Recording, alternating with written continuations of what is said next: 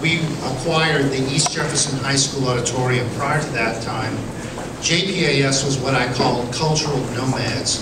We went from church to church, synagogue, shopping centers. We were an orchestra, we were a chorus. We had no stage, we had no theater to perform in. But in 1988, I was planning to do a concert at Metairie Ridge Presbyterian Church. It was in February, and I got a call at Friday about 4 o'clock from the minister of Metairie Presbyterian Church. And he said, "You're having a concert here tomorrow night, right?" I said, "Yes, Reverend, I am."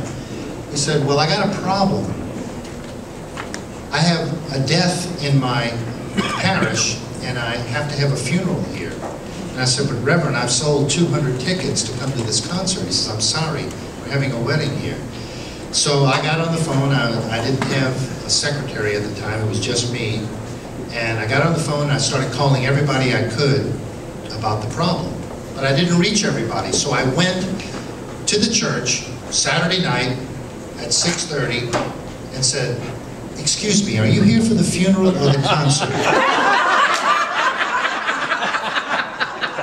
And so after the funeral started, about 7:45, I figured, well, the concert was supposed to start at 7:30, no, I guess I can leave. Well, I was so angry at that, I said, "You know what?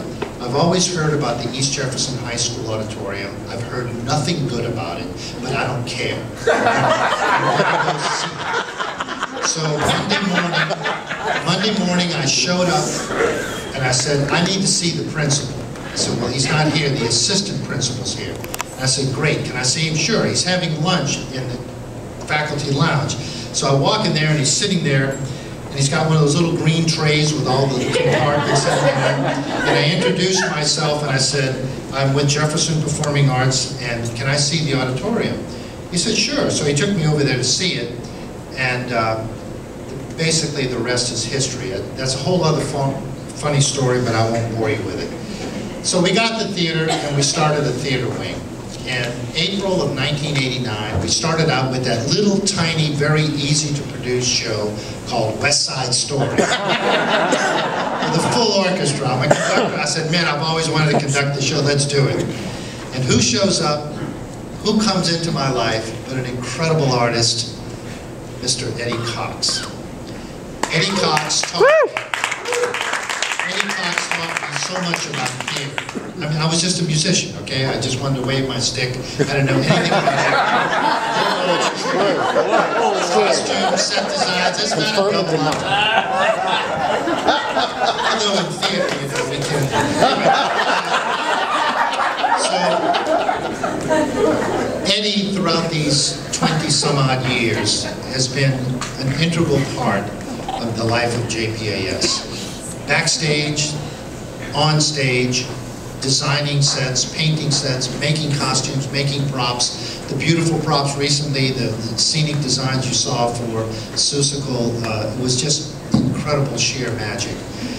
Ladies and gentlemen, I could go on and on, but I want you to know what a blessing and a talent that Eddie Cox is to this community and to JPS. Eddie Cox. Yeah!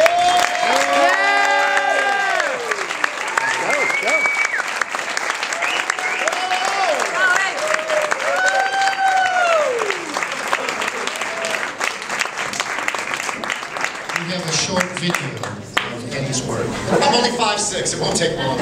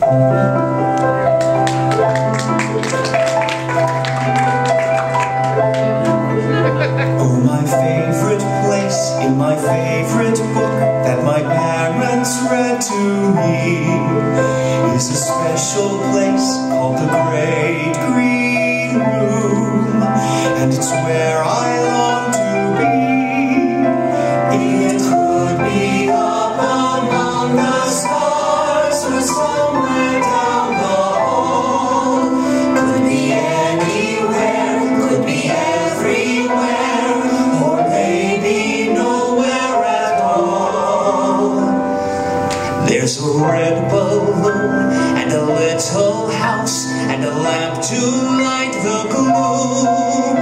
I wish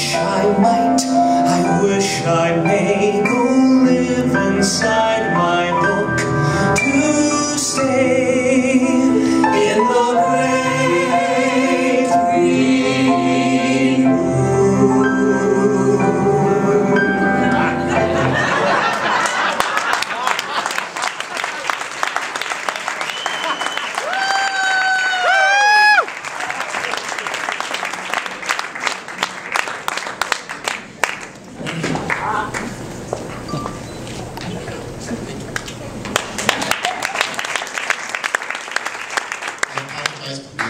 Than I usually am. I'm getting ready to do a show with Hal Linden, and I need to be hairy, so I apologize.